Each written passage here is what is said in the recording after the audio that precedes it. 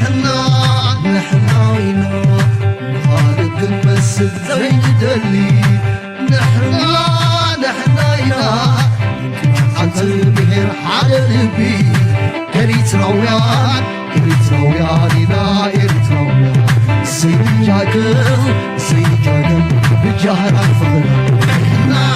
نحنا شعبي عينا فرق نزلي نحنا صورة سحالنا زمن قلبي نحنا تليت سلامنا ممكن تزينو نحنا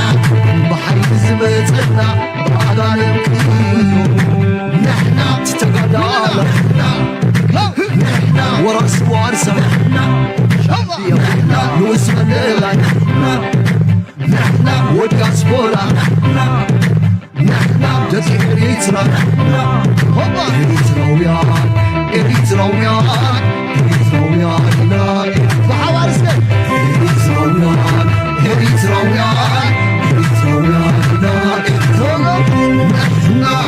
نحنا تقرينا عينا بنساهم نحنا عفرنا مالا شايلة كل بدلهم نحنا تقرينا رحنا ربجلان ونباخان نحنا الكنازعاتنا ملسنا للساحة نحنا تستقلال نحنا ورس ورساي نحنا نسلم نحنا ودياسبورا سلام تخطاتلتنا إذا channel كما يتخونون تبوك تكونوا ناي وترو تمنيتنا بحقنانيو لومون كم وترو العلا قداس النزلو زينان حبريتان كمون عميق تنتنا حيزنا لكم قريبنا لنا كسام موداتنا إذا مدبنا مسانا كتصنعوا لايك مقبار شير بمقبار نزا حبريتا نابكال بمسقار انت جمركم دما نزا حبريتا نابكالو تبصحي زبلت اصل زغوني نعانا دما نتسرحنا حجازي يخون قبل بما نمزغن سلو تخلو تقبروا لنا حجز نايلومي كم وترو سفح زغوني نزوبانا طراي زما كليه قبر كفتن مجمريا كن بزي اسكا كنجمر مغنياتو بزح منقصاصات سلازلو which began on April 13, 2025, included a series of meetings with senior Rwandan defense officials, including General Mubarak Muganga, Chief of Defense Staff of the Rwanda Defense Force, RDF, and Minister of Defense Juvenal Marizamunda. Discussions focused on bolstering bilateral military cooperation, with Rwanda expressing strong interest in acquiring drone technologies and engaging in joint military training, operations, and future defense tech collaboration. Rwandan authorities emphasized their intention to fast-track the drone purchase, which now awaits the official. The visit, which زتري وزلهم فيلد مارشال نا إثيوبيا ويون حلقة ستاف نا سراويت إثيوبيا ناب رواندا خيدو مس مكلخال نا رواندا كم سرخبن مس رواندا دما ناب نرواندا درونات كشت ولاي حسبهم زلهم بس غلطة فنت درونات دما ناب نرواندا كبواي دليو خمزلو يبحلالو أمين يسرحوا دي ما يسرحون ونفلطي بالنا إذا زربا زجن سلام تامتي اللهم This is a very important information. መጀመሪያ ኢትዮጵያ እንታዩ ኢትዮጵያ ማለት አዲስ አበባ ሄድ ኮርተርስ ወይውን ኦፊስ ናይ ሕብረት አፍሪካዊ ዘሎ ሓደ ሩዋንዳ ብዝዋነ እንታይ ይገብራሎ ሩዋንዳ ዝበሃል ሃገር ንኤም 23 ዝበሃል ዕጡቅ ጉጅለ ሰራዊቱን ኮላይ በመሃብ ዕጥቅን ስንቅን ካልን ግደፈ ሰራዊቱን ኮላይ በመሃብ ኣብ ውሽጢ ልውላዊ መሬት ዲሞክራሲያዊት ሪፐብሊክ ኮንጎ አትዩ ነቲ ሃገር ይሕምሳ ዘሎን ምናልባት እቲ ቀደም ሩዋንዳ ናይትን ሓገር ስለ ዝረክብ ዝነበረ ሸፈፊሉ ምተኸደነ ነይሩ ሎሚ ግን ኣብ ዘበነ ዶናልድ ትራምፕ ኣሜሪካ ብቐጥታ ሰራዊት ካን ጽልዋኻን ሒስካ ካብ ዲሞክራሲያዊት ሪፐብሊክ ኮንጎ ንኽትወፅእ ነተሓሳስበካ ኣለና ይብልዎ ክንደይ ግዜ መበል 2-3 ግዜ ሓውሲ መጠንቀቕታ ዘለዎ ሓበሬታ ሂቦም ኣለዉ ብኻልእ ኣዘራርባ እቲ ናይ ዲሞክራሲያዊት ሪፐብሊክ ኮንጎ መራሒ ምስ ኣሜሪካ ዲል ይገብር ስለ ዘሎ ንኣሜሪካ ነቲ ኣብ ኮንጎ ዘሎ ፀጋታት ንኽጥቀመሉ ወይ እውን ንኽትወስዶ ንሩዋንዳ ግን ደፊኣ ንኽተውፅኦ ይልምና ከም ዘሎን ኣሜሪካ ድማ ኣብ ዘመነ ዶናልድ ትራምፕ እቲ ፍሉይ ምክንያቱ ናብ ዲሞክራሲያዊት ሪፐብሊክ ኮንጎ ጥራይ ክኸይድ ምዃኑ ሓቢሩ ኣሎ ስለዚ ኢትዮጵያ ንሩዋንዳ ትሕግዝ ምህላዋ ኣብ ልኡላውነት ናይ ሕብረት ኣፍሪካ ልኡላውነት ናይ ሃገር ከምኡ ድማ እቲ ዝበለፀ ወይ እቲ ዝዓበየ ኣንቀጽ ናይ ሕብረት ኣፍሪካ ልኡላውነት ናይ ሃገራት ክድፍጠር የብለን ግዛኣታዊ ሓድነት ናይ ሃገራት ድማ ክስገር ከም ዘይብሉ ዝብል እቲ ሳክሮሳንት ዝብልዎ እቲ ዝዓበየ መትከል ናይቲ ሕብረት ኣፍሪካ ንዑ ተፍርስ ዘላ ንሃገር ኣፅዋር ንኽሸይጥ ንኸተተባብዕ ቀፃሊ ምሳ ትረኸበላ ስለዚ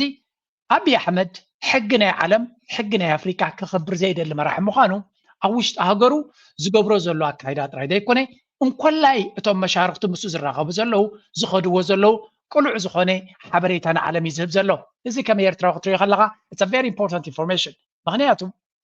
عندنا كايدنا أبي أحمد كمية زنبر مرحتي for example كمية من نيرو ملس بهالمرح نيرو ملس تاي قبر نيرو هلا مريم تحن قلفو ملس نتهم كبابي زلو مرحتي بيلا غيرو مس أمريكا خوينو حيزو نيرتران تاي قبراي في التنيرو ايزوليت قبرا كانت لاي في التنيرو إذا بامبينو عشان بوليتيكا زخون أبي أحمد جن من البعض كاب ملسون أنا حجوسي كم ملس بلح زي مخانو كم ملس رجع بوليتيكا كم زي مخانو ولا والمجابريا كون دلون تخونه نيزخون مجابريا كون جن بالحية باللون سلزي نسوماليا الأولى تاكت أحسيلو ممران of understanding من الصومالي اللي عندها بزجبر اللي بعلم درجة ندي جزء كنا أسعيبلو أب عين بزحات بوليتيكاويان حينتاد ما كم زات جيرمم حجون أنت خلنا نبي إرتراز جورا زلت إنه لكريكم لولاونة نهاجر كت حساب زحسب له زلوا كل لولاونة تتحز لأن رواندا دما حجز درونات كشيت أسوار كشيت مسوم كأوبريشن يقبل كم زلوا نبعلو أبعدو حزبو بدرونات زغات زلون شوف زلون أب كله هاجر كيدو كومنت جبره زجر ما يكونن رواندا of course سقط سلا زلون كبيتبيا ولا شقوط تشيتهم لهم كجزوه خليهم معناته بمعرب عالم كندا جراجرات لهم الله جرمن كمو أبي الإنجليز والمثلني أمريكا لما بعبي يتأمامتهم على سلزي كابوزحات هجرات تنصلوا يجاتهم سلزلوا بتنا رواندا حتى نريلنا إثيوبيا جن أبزو وانزي تأخذ زلا من قدي نعنا نير تراوير مالتي قبل إلينا لولا نتنجزنا بلا بلا قبل خلوا كل تزقبروا وانز زارب وانزلوا أنصارتي نعلم لخ حقتها سلزقون إيرترا ولا ولتهم نيرترا دسألو عفهم كفيتهم نيرترا كخون نواش شجر كخونامي مغنياتو نتي نساتهم زعمنوا له زبلوا حقتها زتحس ما راح يا إثيوبيا خوينو بزح عند راي قبر سلزلو هجي أبي أحمد كنتايو من البات الزنقرات زغتر خلقة هذا بزي ما راح يزبلاس كسمعون كل كتهازل كون في التنين and announced the closure of the university in Addis Ababa to face the threat. I did not see any action from the African Union to protect these headquarters. Most Western states saw Addis Ababa falling, packing up and leaving. Ethiopia found an internal solution, and is living more or less in peace today. The children of Congo have been dying. إذا فيديو من كم صراحة يفلتني هذا دمسي كاب أفريقياويان بتدقاقامي نسمع زلنا دمان تايو كم تزد اللقنا يكونن كم تزد اللي يكونن تدمسي نابنت حبرة أفريقيا مدبروا أبيو أبي إثيوبيا مدبروا نزين حقرات كم بعد بوركينا فاسو زعم السلة بوركينا فاسو إلكا نيجر مالي نتي ناي قبتا ناي فرنسا مسوغو تحبرة أفريقيا كابتن ناي أبالنت ناي حبرة أفريقيا سوغيغوني ساتفايا اللوان بخالا زراربا هاجرات أفريقيا بفرنسا كمزبزا خلوها أبالاتنا حبرة أفريقيا كونا غلا نمزبزا ناي أفريقيا كاليا خلوها جن أبالاتنا حبرة أفريقيا يكونانين زيت رايقنا يكونن إثيوبيا زبال هاجر أنقادنا حبرة أفريقيا مسموقانو التونسيز تحسز له حقتها جنرالينا حبرة أفريقيا كاب إثيوبيا نكإلا زجدنا نطبق بخونا نيرو أتساقم جن إثيوبيا ولا ون كل عينة جهستنا قبره شلل يلوك خيزخ المحبرة سبع على ميزان له سلازي كمير تراوي انت عينة على كم زلكا نخد قمت رايز نقرا زلو أبزبنا دونالد ترامب ما نقرات أتبقهم فلويات كونيوم سلامتاي زياس كسمعوها. Now it's amply clear that economics is not Donald Trump's strong suit. But we can also tell you that geography certainly isn't. Yesterday, he was speaking to Italy's Prime Minister Giorgia Meloni about illegal immigration, about how people come to America from all over the world, even from a place called Congo. You may know that Congo is a country in Africa. Congo, Trump says, countries either. انتايو زربا خوين زلو دونالد ترامب زعب أفريقيا أي فلتن ترايدي كونس أي قدسين يكنبل كلنا كنقانن إلا يكونن.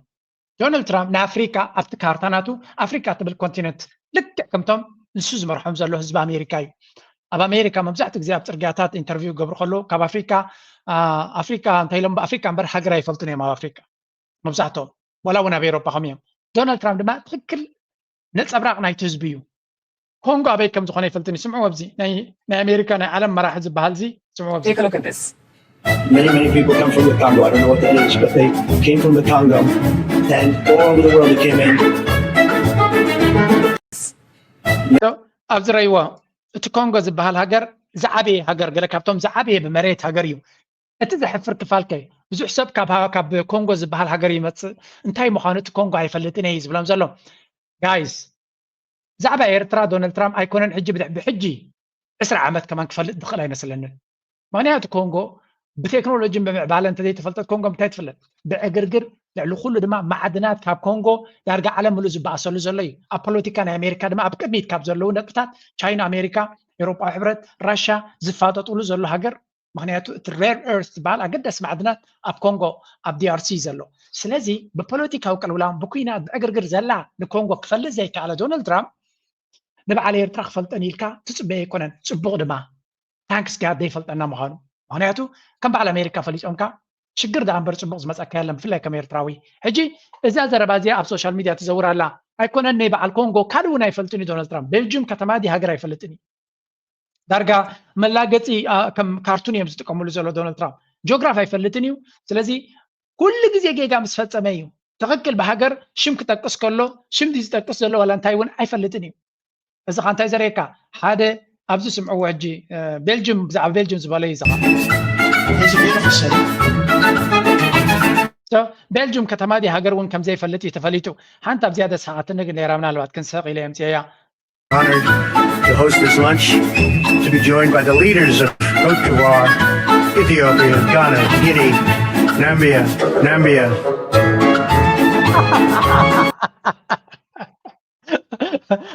ዶናልድ ትራምፕ ብዛዕባ ጂኦግራፊ ብዙሕ ሽግር ከም ዘለዎ ናሚብያ ገለታት ዝበሃል እዚኦም ኣሽማት እዚኦም ሰሚዕዎም ስለ ዘይፈልጥ ኩሉ ግዜ ዊርድ ኢሉ ዝፅውዖም ኣነ ግን የሰቐኒ እዩ ሕጂ እዚ እንታይ እዩ ዝነግረካ ኣብ ዘበነ ዶናልድ ትራምፕ ብዙሕ ነገር ክቀያየር ከም ዝኽእል ምክንያቱ ንሱ ኣብቲ ዘሎ ኩነታት ፅቡቕ ዝኾነ መረዳእታ ስለ ዘይብሉ ፖሊሲ ናቱ ብኣፍሪካ ደረጃ ዶናልድ ትራምፕ ኣይሓስብን እዩ ስቴት ዲፓርትመንት ድማ እቲ ሚኒስትሪ ጉዳያት ወፃኢ ናይ ኣሜሪካ እቲ ፖሊሲ ዝገብር ፍርቂ ባጀት ናቱ ኣጉዲሉ ስለ ዘሎ ኤምባሲታት ይዓፅኡ ስለ ዘሎ እኹል ሪሶርስ ክህልዎ ኣይኮነን ንኩሉ ከምቲ ቅድሚ ሕጂ ዝነበሩ ከመሓድሮ ኩሉ እዚ ናበይ ዝወስደና ዓለም በብሓይልኻ ወይ እውን በብቕልፅምካ ትንበረሉ መድረክ ክፍጠር ከም ዝኽእል ውፅኢት ናቱ ድማ ብዙሓት ሃገራት ሓደጋ ክገጥመን ከም ዝኽእል እዩ ዝንገር ዘሎ ሓደ ካብቲ በተደጋጋሚ ካብዞም ጎረቤትና ዘጋጥም ዘሎ ሽግር ክንርኢ ኢና እዚኦም ሰባት እዚኣቶም ነዚ ኩነታት እዚ ከጋንንዎ ነዚ ዕድል እዚ ንሕና ዝያዳ ክንጥቀመሉ ኢና ንዓና ዝያዳ ከገልግል ዝኽእል እዩ ዝብል ዘረባ ይጥቀሙ ኣለዉ ሓንቲ ግን ክነግረኩም ኣብዚ መጀመርያ እቲ ኢትዮጵያ ዝበሃል ሃገር ኣቢ ዝበሃል መራሒ ኣብ ከመይ ደረጃ ወዲቑ ከም ዘሎ ከርእየኩም ክፍትን እየ ቢካዝ ኢትዮጵያ ኤግዛክትሊ ኣበይ ሲቹዌሽን ኣላ እንተፈሊጥና ጥራይና ነቲ ኩነታት ብፅቡቅ እውን ክንርድኦ ንኽእል ሓንቲ ካብኣተን ለሚ ሾው ዩ ዋን ቲንግ ኣብዚ ለንቀነ ወፂኡ ዘሎ ክልተ ሓበሬታ ክበኩም እየ ሓደ እዚ እንድዩ እዚያ ምርኣዩለይ ኣብይ ኣሕመድ እንታይ ገይሩለይ ይበሃል ኣሎ ለማ መርገሳ ዝበሃል ናብ ስልጣን ክመፅእ ከሎ ዕድል ዝሃቦ ሰብ እዩ ነይሩ ሓደ ካብቶም ነቲ ኢሊት ናይ ኦሮሞ ሓያል ቃልሲ ኣንጻር ህወሓት ብምግባር ንህወሓትን ናይ ትግራይ ፖለቲካዊ ኢሊትን ተሳዒሩ ካብ ፖለቲካዊ ዕብለላ ከም ዝእለ ዝገበረ ምዃኑ ዝንገረሉ ለማ መርገሳ እዩ እዚ ሰብ እዚ ኣብ ፖለቲካ ናይ ኦሮሞ እቲ ዝለዓለ ተቐባልነት ዝነበሮ ጥራይ ዘይኮነሲ ተፈታውነት ዘሎ በሊሕ እውን ኣነ ብዙሕ ናቱ ኢንተርቪው ሰሚዐ ኣለኹ በሊሕ ሰብ እዩ ኣብይ ኣሕመድ ግን ሲስተማቲካሊ ዘጥፍኦ ካብ ፖለቲካ ኣብ ውሽጢ ኢትዮጵያ እውን የለን ካብቲ ኩነታት ዝነበረ ኣብ ኤውሮጳ ከም ዘሎን ሕጂ ግን ናብ ፖለቲካ ክምለስ ይኽእል እዩ ዝብል ዘረባ ስለ ዘሎ እንታይ ገይሩ ኣብይ ኣሕመድ ንዑ ክረኽቦ ስለ ዘይክእል ኣብ ኤውሮጳ ስለ ዘሎ ጀዋር መሐመድ ፖስት ዝገበረ እዚያ I have confirmed that the regime has arrested several relatives of Lemma Margessa, the former president of Oromia and former minister of defense. These detained included his brother, the regime Margessa, Jintaid Gabriel Abiy Ahmed. Is this a busy? Is Lemma Margessa politica كملس ولا زخل سلا دفرد له. كي تبقى politica كايز ولا بزلو. معناته أبي أحمد من يصدق فاز ولا بزي. تعونكو عليه تبقى نزلا أوروما زبالي. وتو أوروما زبال كان من يدفتو. لما مرقصة جوار محمد كالو تجوم اللي تجيتهم بمنسياتنا أورومو تفتاون نزلهم بهزبون اليوم سباتنا بوليتيكان تمسيهم لأبك فتوى يقولون سلازي زوم سبات زياتهم كتفهم تخلال له كبوليتيكا كتعرفوا كخلوا له أما تعرفنا جوار محمد ود البوليتيكا كي تعتو كتنقد تدليها قلق قبر تدليها جنزب تدليها كلك حق زكاة بوليتيكا كي تفتني له كم زتون كون مسديخا تزرارب قد مزخونه سغونت مغباركا كم زبلون ابتا مصحفنا جوار ونامصلكم نيره اجد ما نزي سبزي كفرار هنا بوليتيكا نخيملس نحو ابوليتيكا زي لسب اسيرو خمزلو كالوت بيتسب ناتون تاسيرون كمزلو يو زغانتاي زبلنا زلو given that لما Margessa has remained politically inactive since his removal from office the targeting of his relatives who live in remote part of Walaga highlights Abi's growing insecurity ስለዚህ አቢ ካብዞም ሰባዚያቶ አመና ስለዝፈርድ ዘሎ ና ፖለቲካ ንኸይመለስ ከም መፈራሪጅ ሆ ክሕዞም ከም ዝሓስብ ዘሎን the harassment of his family appears to be a reaction to rumors circulating about Lemma's possible return to active politics. They want to intimidate him into remaining silent and inactive. ስለዚህ እዚ ለማ መርገሰና ፖለቲካ ክመለስ ስለዘይደሊ ዘሎ ንዑን መፍረራ ንስድራ ቤቱ ይኣስሩ ከም ዘለውን ኣብ ኦሮሞ ድማ ትንኮ ምርጫውን ኣለዎም ስለዝባል ትሽማው ምርጫ እቲ ህዝቢ ኦሮሞ ብሓደ ኮይኖም ንኣብ ጥራይ ተደጊፎም ኣብ ፖለቲካ ጠጠው ክብል ኣይክእልኒ ኣብይ ኣሕመድ ዝገብሮ ዘሎ ለንቀነ ምርጫታት ጥራይ ተሪአኩም ኣብዚ እውን ሓንቲ ሪአኩም ነይረ እዚኣ ትሪእዋ ዘለኹም ድማ እዚ ኣዲስ ስታንዳርድ ዝበሃል ሓደ ኣነ ናይ ኣቢ ፕሮፓጋንዳ ጋዜጣ እየ ዝብሎ ኣንጻር ኤርትራ ኣብ የለ ሕማቕ እናደለየ ንዑ ጥራይ ዘውፅእ የግዳስ ፕሮፓጋንዳ ኣንጻር ኤርትራ ምግባር ጥራይ እኹል ኣይመስለንን ሳሕቲ ብዚ ዝሓለፈ እዋን ሓቂ ናይ ኢትዮጵያ መናብሮ ሽግር ከም ዘጋጥም ዘሎን ህዝቢ ይቕተል ከም ዘሎን ይጭወ ከም ዘሎን ካብ ፖስት ትገብር ስለዝነበረት ሴኪሪቲ ናይ ኢትዮጵያ ኣትዩ ሽዱሽተ ላፕቶፓት ናቶም ዴስክቶፕስ ናቶም ካልእ ነገራትን ሓጊሮም ከም ዝኸዱን ዘይሕጋዊ ግህሰት ከም ዝገበሩን ዝገልፅ ሓበሬታ ኣውፂኦም ነይሮም እዚ ከዓ ሓደ ካብቲ ፍርሂ ካብ ሚድያ የጋጥሞ ከም ዘሎን ኣብ ህዝቡ ፍርሂ የጋጥሞ ከም ዘሎን እዚ ድማ ሕጋዊ ዘይኮነ ክተባባዕ ዘይግብኦ ነገር እናበሉ ይገልፅ ኣለዉ ኩሉ እዚ ንሪኦ ዘለና ድማ ናበይ ይወስደና ዘሎ ኣቢ ቴንሽን ናቱ ሽግር ናቱ ፀቕጢ ናቱ እናበርትዐ ይኸይድ ኣሎ ኩሉ እዚ ናበይ ክወስድ ይኽእል እዩ ምስቲ ንሱ እታ እንኮ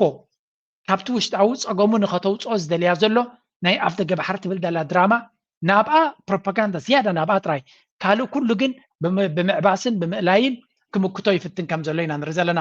ኤግዛምፕልስ ቀፃሊ እቲ ሃገራዊ ሚድያ ይኹን እቶም ናቱ ፕሮፓጋንዳ ፖስት ዝገብርዎ ዘለው እዚ ክንሪኦ ንምርኣዩ ዝኣክል ጥራይ ከሪአኩም እያ ኢትዮጵያ የማይናወጥ ብሔራዊ ጥቅም አላት። ዓለም ዛሬ ይስማ። የቀይ ባህር አክሰስ ሰላማዊ በሆነ መንገድ ኢትዮጵያ ያስፈልጋታል። ጥንቃቄ የሚያስፈልገው ግን ከእንግዲህ በኋላ ኢትዮጵያን ኤክስትራክት እያደረጉ ኢትዮጵያን በእንትን ሰፈር እያባሉ መኖር አይቻልም። እንደዛ አይቻልም። ኢትዮጵያን አክብሮ የኢትዮጵያን ጉርብትና ወዶ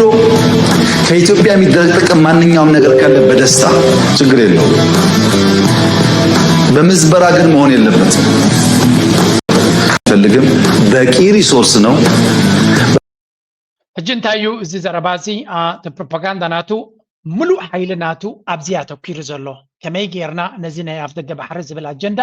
ናብ ዝለዓለ ጥርዚ ንገብሮ ክልተ ሓበሬታ ክበኩም እየ ምዛት ሓይዚ ኣብዚ ስምዑ እጂ 5 ሚሊዮን በላይ ሰዎች ያዩትን ልጥፍ ወይም ፖስት ካያችሁ የተቀረው ዓለም ምን ያህል ኢትዮጵያ የባህር በር እንዳይኖራት ደባ ወይም ሸፍጥ የተሰራባት ሀገር መሆኗን እንደሚረዳ እንገነዘባለን። በተለያዩ ሳይንሳዊ ጉዳዮች ላይ ሕጅን ታይም ዝብል ዘሎ ኣብዚ ከምየለን ፅንፅዋይ ኤርትራን ኢትዮጵያን የርዩና ኣለው ኤርትራን ኢትዮጵያን ንሕና ኣፍ ደገ ባሕሪ ዘይምርካብና ዝብል ዘረባ ወይ እውን ዲቤት ናቶም ወይ እውን ስነመጎት ምስ ክሮሽያ ከምኡ ድማ ቦዝኒያ ሄርዘጎቪና ክልቲአን ሃገራት ዩጎዝላቪያ ዝበሃል ዝነበረ ሃገር ምስ ፈረሰ ከምቲ ንሳቶም ሓደ መዓልቲ ክፈርሱ እዮም ዝበሃልዎ ዘለው ኣብነት ኢትዮጵያ ናይ ዩጎዝላቪያ ክትከውን እያ እዮም ዝብልዋ ስለዚ እቲ ዩጎዝላቪያ ዝበሃል ምስ ፈረሰ ክሮሽያ ዝበሃል እቲ ብላዕሊ ዘሎ ትሪእዎ ዘለኹም ናብቲ ባሕሪ ገፁ ዘሎ ክሮሽያ እዩ ዝበሃል ኣብቲ ጥቅዖም ዘሎ ሃገር ድማ ብላዕሊ ቦዝኒያ ኤን ሄርዘጎቪና ዝበሃል ሃገር እዩ እቲ ኣፍ ደገ ባሕሪ ብምሉእ ነቲ ክሮሽያ ዝበሃል ሃገር ክወሃብ ከሎ ክኸውን ከሎ ናቶም ስለዝኾነ እቲ ቦዝኒያ ኤንድ ሄርዘጎቪና ዝበሃል ግን ኣፍ ደገ ባሕሪ ዘይብሉ ተሪፉ ሽዑ ግን እንታይ ገይሮም ይብሉ ስምዕዎ ስለምንታይ የምፃልኩም ከም ዘለዉ ክነግረም ዘባለን በተለያዩ ሳይንሳዊ ጉዳዮች ላይ መረጃዎችን በማጋራት የሚታወቅ አካውንት ይህን ምስል አያይዞ ስለ ባህር በር ያነሳል። የዩጎዝላቪያ ሶሻሊስት ፌዴራላዊ ሪፐብሊክ ወይም ብዙዎች በሚያውቁት መጠሪያ ዩጎዝላቪያ ከዛሬ 33 ዓመት በፊት በይፋ ከዓለም ካርታ ላይ ስትፋቅ በወቅቱ የዛች ሀገር መስራቾች ከነበሩት መካከል ሁለቱ ማለትም ስለ ባህር ሕጂ እንታይ እዮም ዝብሉ ዘለው ኢትዮጵያ ብናይ ዓለም ካልኦት ሓያላት ሃገራት ድራማ እያ ካብ ኣፍ ደገ ባሕሪ ክትርሕቕ ክኢላ እምበር እቲ ናይ 3000 ዓመት ታሪክ ዝብልዎ ፅንፅዋይ ማለት እዩ ንኢትዮጵያ ኣፍ ደገ ባሕሪ ኩሉ ግዜ ነይርዋ ታሪካ ድማ ምስ ኣፍ ደገ ባሕሪ ዘተሓሓዝ እዩ ዝበሃል እዚ ፅንፅዋይ ምዃኑ ክንደይ ግዜ ተዛሪብና ኢና ኣብ ታሪክ ኣፍ ደገ ባሕሪ ዝወነንብሉን ናይ ታሪክ ዝኾነ ይኹን ምስ ባሕሪ ዝነበሮም ብጀካ እቲ ናቶም ፅንፅዋይ የለን እንተ ነይሩ እውን ኤርትራ ዝበሃል ሃገር ስለ ዝነበረ ወይ ኤርትራ ዝበሃል ክፋል ስለ ዝነበረ እቲ ኤርትራ ዝበሃል ድማ ናፅነቱ ክእውጅ ዝኣክል ስነ መጎት ስለ ዘለዎን ክውንነት ስለ ዘለዎን ታሪክ ስለ ዘለዎን ናፅነቱ ኣዊጁ ብዘይንሱ ድማ ኤርትራ ከም ሃገር ልዕሊ 60 ዓመት ኣብ ሓደ ሞደርን ሃገራት ናይ ኣፍሪካ ዝቆማሉ ግዛታዊ ዶብ ወይ እውን እዚ ኮሎኒያል ባውንደሪስ ዝበሃል ኩለን ሃገራት ኣፍሪካ እንኮላይ ናይ ካልእ ዓለም እውን እንተኾነ ዶብናተን ኣብቲ መግዛእታዊ ዶባት ዝምርኮስ እዩ እዚ ከዓ ደይ መደይ ተባሂሉ ዝተገበረ ካብኡ ወፃኢ እንድሕር ከይድካ ኣብ ኩናት ሕድሕድ ኢኻ ክትኣቱ ስለምንታይ ህዝቢ ናይ ኣፍሪካ ኣብ ዝተፈላለየ ወላ እኳ እቲ ዶባት ብትክክል ዝተገበረ እንተዘይኮነ ኣልተርናቲቭ ናቱ ኣማራፂ ድማ የለን ነዘን ናይ ሎሚ ሞደርን ሃገራት ዝበሃላ ዘለዋ በቲ ጥንታዊ ፅንፅዋይ ከም በዓልና ኢትዮጵያ ኣብ ዘይውዳእ ኩናት ኢኻ ክትትወን ትኽእል ስለዚ እቲ መግዛእታዊ ዶባት ክንሕልዎ ኣለና ሕጂ እትርእይዎ ዘለኹም እንታይ እዮም ዝብሉ ዘለው እዚኣቶም ከመይ ገይሮም ኣብ ደገ ባሕሪ ረኺቦም ኢሎም ኣብዚ እቲ ክሮሽያ ዝበሃል ንእሽተይ ቦታ ከፊቱ ኣፍ ደገ ባሕሪ ነቲ ቦዝኒያ ኤንድ ሄርዘጎቪና ዝበሃል ሂብዎ ስለዚ ንኻልኦት ክወሃብ ዝተኻእለ ንሕና ስለምንታይ ዘይንወሃብ ዝብል ዘረባ ብተደጋጋሚ የምፅዎ ኣለው so the question now is ኣብ ሃገሪቱ ቦዝኒያ ሄርዘጎቪና ዝበሃል ግን ንእሽተይ ድማ ሂቦሞ ካልኣይ ኣብነት ክበኩም እየ ምክንያቱ እቲ ፅንፅዋይ ናቶም መልሲ ክንበሉ ስለ እንደል ዘለና ብኩሉ መንገዲ ድማ ይዛረቡና ስለ ዘለው ንትምህርቲ ዝኣክል ማለት እዩ Let me give you another picture.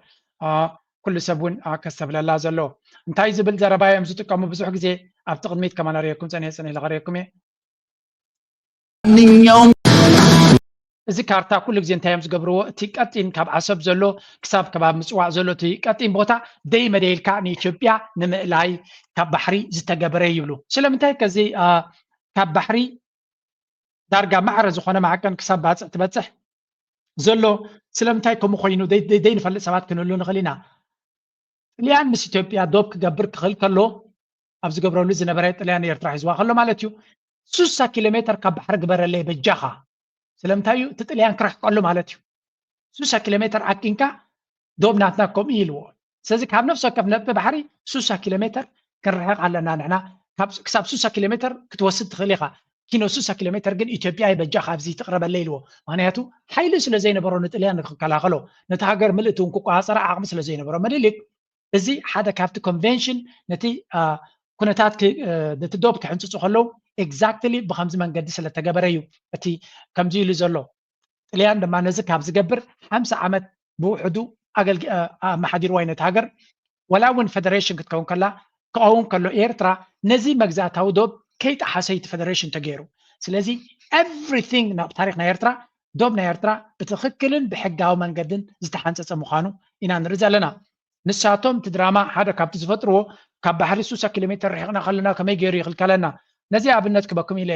በዚ ንሶም ዝብልዎ ስምዒታዊ ስነ መጎተ ዝኸውን ነይሩ ቺለ ረይዎ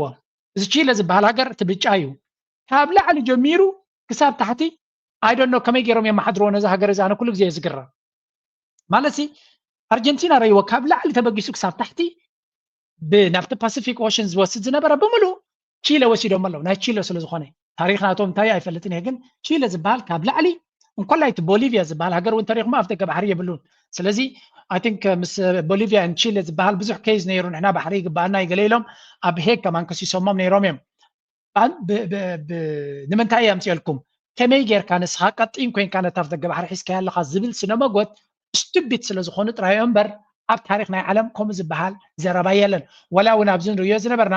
እዚ ኩሉ እንተሪኽሞ እውን ስለምንታይ ኩሉ እቲ ባሕሪ ከምዚ ጌርኩም ወሲድኩምላ ዝብል ስነ መጎት ዘረባ የለን ክትልምን ትኽእል ኢኻ ትሕትና ጌርካ ወይ እውን እቲ ትልምኖ ዘለካ ሰብ ኣኽቢሩ ንክበካ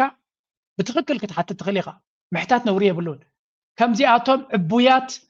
ገበርቲ ከይ ኩሉ ግዜ ድማ ተንኮል ዝሓስቡ ግን ከመይ ጌርካ ኣሚንካ ክትቦም ትኽእል እዩ ትሕቶ እምበር ትሕት ኢሎም ክብረት ዘለዎ መንገዲ ገይሮም ተዝገብሩ እኮ ዘይግበር ነገር ኣይኮነን ምናልባት ኤርትራ ደስ ተዘይበላ ሶማልያ ገለ ማሃበቶም ነይራ እዚኣቶም ግን ገበቲ ዘይናቶም ዝጥምቱ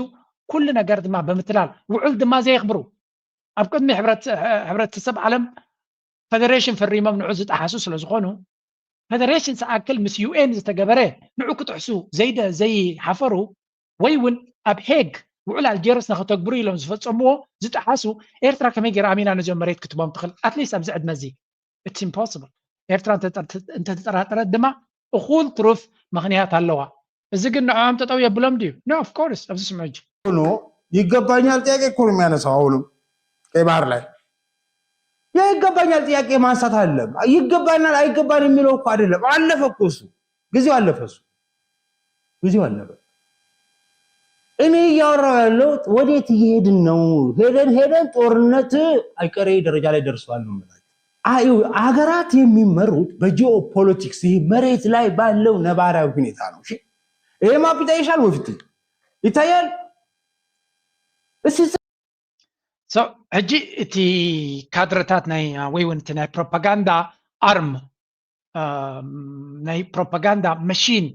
ናይ ኣቢ ሓንቲ ነገር ጥራይ ይፈሊጡ ክልተ ነገራት ጥራይ ይሰርሕ ዘሎ ኣበል ጥዑ ድማ ይሰርሕ ዘሎ ኣበል ለይትም መዓልትን ይሰርሕ ዘሎ ሓንቲ ኣብዚ ዝረኣኹሞ ኣብዚ ዘረባ ረእይዎ ኣብዚኣ ነይራ ፀንሑኒ ኣቢ ኣሕመድ ቅድሚ ዓመት ኣቢሉ ክዛረብ ከሎ ባሕሪ ብምንታይ ይግባአና ኢሉ ነይሩ ብታሪክ ብጂኦግራፊ ብኢኮኖሚ ብዘር ታዝኸለለ እንታይ ምበለ ነይሩ ብሕጊ ስለምንታይ ሕጊ ገዲፍዎ ብሕጊ ስለ ዘይግብኦ ተርዲኹም ኢሎም ብሕጊ ስለ ዘይግብኦ ብሕጊ ክምጉት ስለ ዘይክል ብህውተታ ይፈቲኑ ተርዲኹም ኣለኹም ሕጂ እንታይ ክነግረኩም ኢለ ነዚኣ ምፅያ ዘለኹ እዚኣ እስከስምዑለይ ናይ ብሓቂ ነዚኣ ሙሉእ ብምሉእ ትምልስ ኮይና ዝረኸብኳያ ስምዑ ኣብዚ ቤት ፍርዲ ቀዳምነታት ኣሎ ሃይራርኪ ኣሎ እቲ ቀዳማይ ትሪቲ እዩ ውዕል እንድሕር ኣሎ ትሪእዎ ዘለኹም ሓውና ቢንያም ተስፋፅን እዩ ዝበሃል መስለኒ ምሁር ናይ ሕጊ ልዕሊ ኩሉ ድማ ናይ ኢንተርናሽናል ሎው ማስተር ዲግሪ ዘለዎ ብስራሕ እውን ነዊሕ ዝሰርሓሉ ሰብ እዩ ስለዚ ኤርትራ ኣብ ዝኾነ ይኹን ባይቶ ወይ መጋባእያ ኢትዮጵያ እንተኸሲሳታ ብዝኾነ ይኹን በዚ ታሪክ ዶ ብጂኦግራፊ ዶ ብኢኮኖሚ ዶ ብዘርኢ ዶ ገለ ዝብሎ ዝነበረ ኣብ ባይታ ኣብ ሓደ መጋባእያ ከሲሱሲ ክዕወት ይኽእል ዶ ኣብዪ ኣሕመድ ወይ እውን ኢትዮጵያ ማለት እዩ እታ መልሲ ስምዕዋ ቤት ፍርዲ ኩሉ ግዜ ጭብጢ እዩ ዝደሊ ኣብ ቤት ፍርዲ ብስምዒት ወይ ስለ ዝበኻኻ ወይ እውን ሓፍኮፍ ስለ ዝበልካ ኣይኮነን ጭብጢ ኣለካ ዶ እዩ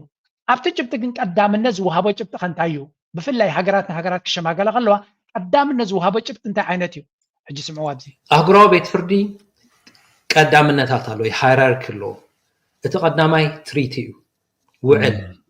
ውዕል እንድሕር ኣሎ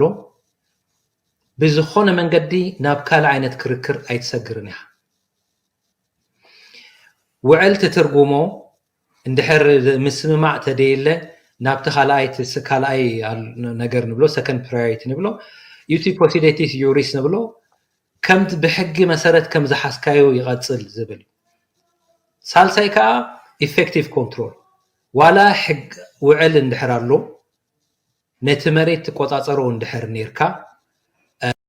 እዘን ነጥብታት ትሪእዎን ዘለኹም እቲ ቤት ፍርዲ ኩሉ ግዜ ንክፈርድ ኮይኑ ቀዳመይቲ ኣብ ካልኣይቲ እውን ኣይሰግርን እዩ ቀዳመይቲ ዶብ ናይተን ሃገራት ብውዑል ዝተፈፀመ ድዩ ውዑል ኣሎ ዶ ነቲ ዶባት ትገልፅ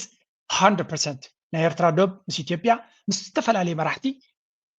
ጽቡቕ ዝኾነ ብዶኩመንት ዝወረደ እዩ ኣብ ኤልያስ ኣማረ ቢንያምን ኤልያስ ዝገበርዎ ኢንተርቪው ኣለኩም ከይትኩም ስምዕዎ ኣብ ኤልያስ ኣማረ ቻነል ኣሎ ብሉፅ ዝኾነ ስራሓት እዩ ነባሪ ስራሕ ስለ ዝኾነ ድማ ናይ ብሓቂ ደስ ኢሉኒ እታ ንዓና ነዛ ስነ መጎት እዚኣ ጥራይ ስለጠቅም እየ ደምፃኩም ዘለኹ ኤርትራ ሻዕብያ ቀሲኑ ተረጋጊዩ ዘሎ ቤት ፍርድን ገለ እንተይሓስብ ዘሎ ኦፍኮርስ ንኢትዮጵያ ክንከሳ ይግባአና እዩ ምክንያቱ ብቃላቶም ይወራርዩ ውጁልና ስለ ዘለው ክድቀስ ዝግብኦ ኣይኮነን ግን ጀነራሊ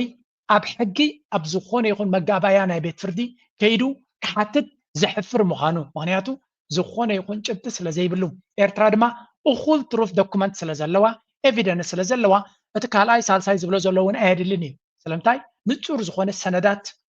ውዑል ዝተገበረ ክልቲኦም ወገናት ዝዘራረብሉ ዝተሰነደ ታሪክ ስለ ዘሎ ልዕሊ ኩሉ ድማ ኣብ ውዑል ኣልጀርስ እውን ክማጎቱ ከለዉ ኩሉ እቲ ዘድሊ ዶኩመንት ደጊሙ ኣብ ቤት ፍርዲ በፂሑ ውሳነ ዝተዋሃበ ጉዳይ ስለ ዝኾነ ስለዚ ኣቢ ሕቶ ናይ ባሕሪ ዶ ይብፅሓና ዶ ስግንጢር ዶ ዝብሎ ዘሎ ከላም ፋርቕ ዳ እምበር ወይ እውን ነገር ስለ ዝደለየ ዳ እምበር نهزبو نورار كدالو حقك تحسل زلين بر مخنيونات سلازلو ويون اكسكيوز سلازلو ويون ريزونبل ويكا قبول زخونه لوجيك سلازلو يكونن زيات رايك تبرهلكم دليل أهجرا بيت فردي نوعو أبجمتيتو أبناتنا كونتكست كنريو نكلفت الرأي نخلونا إرترا دوبات قدمي عزلنا نخلونا إرترا دوبات زملكت وعلات هالو سلازي مجمريا زلع الكركر بتريتي زي تشفنه ويكا بوعل زي تشفنه دوب سلازي اللي كله كركراتنا إثيوبيا ودو خون مالك وتناي إرترا مس إثيوبيا زلو دوب شحن كنينا بيلخون شحن 300 نالبات كاب ناي دنكاليا بوري حساب حمورة بمولو بوعل تملكتي سلازي أبزئين زقرب زخون عينت كركر ودغي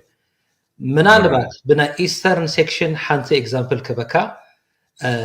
كباب بوري مالتيو قرب أجستمنت تغيريو السانتايا أبتي كابت 6 كيلومتر نابزو وشتي نابزلو ناتنات ناكسمس وشت آتيو سلازنا برا إثيوبيا كمنا إرترا أكال أفليتاتا سلازنا برا تدوب قرب أبا نا إثيوبيا خون زنبرو نابانا توسينو له كباب نابوتا ناي اكزامبل يزبز لهم قال معلتان متوينا زناي دوب منالبات قالها ولا مغزاتاو دوب نحرالو effective control زبحان نابنا تورونا زالام بس زملكت تتريتي خلو the other way but effective control وسن مالتي ولا وعلات ساتهم كم زبلو اي فرسن اندي صنعيو معناتهم ኢትዮጵያ ኣብ 1990 ሰለስተን አፍልጦ ተባخላና ኤርትራ ነዚ መግዛታው ዶባት እንደገና አፍልጦ ሂባታ አይፈረሰን ግን ከመከራኸር ማለት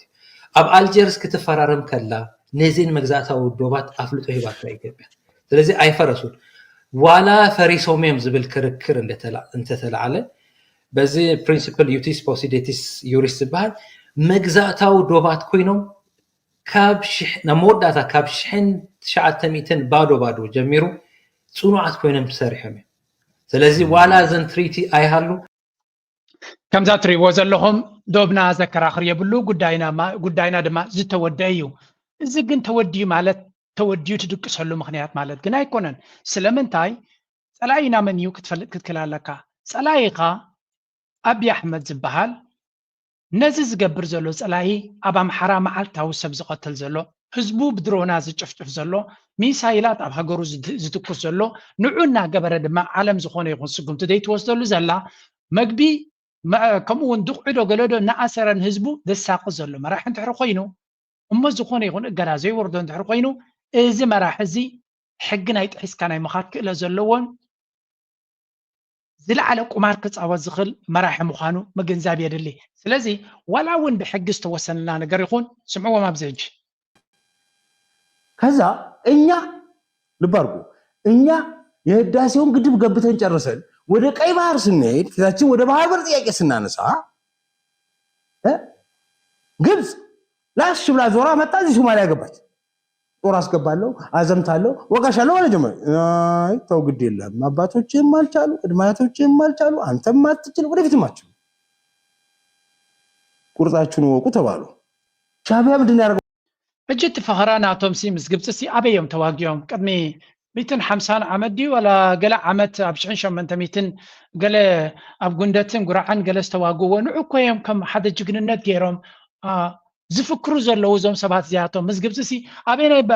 ባትል ተራኺቦም እዮም ተዋጊዮም ክንዲ ዝፈኸራ ኣቤት ኣብ ህዝቢ ዘሎ ፈኸራ ናይ ብሓቂ ኣነስ ግርሚ ዝብለኒ ገዳሓን ከተሓዘልኩም ስለ ዘለኹ ስለምታይ ካንሪኦ ኣለና ገለገለ ሰባት ናይዚኦም ፈኸራሲ ስለምታዩ ነው ኣነ ከም ኤርትራዊ ክሪኦ ከለኹስም ከመይ ትሪኦ ኣይፈልጥኒ ናይዚኦም ፈኸራ ትዝበለፀ ኢና ኤርትራ ስለምታይ ኤርትራዊ ከም ዝትንሲ እዮም ዝገብርዎ ዘለው ኤርትራዊ ሓፊሉ ጥርናፈናቱ ብዛዕባኡ ድማ ክዛረበኩም ስለ ዝኾንኩ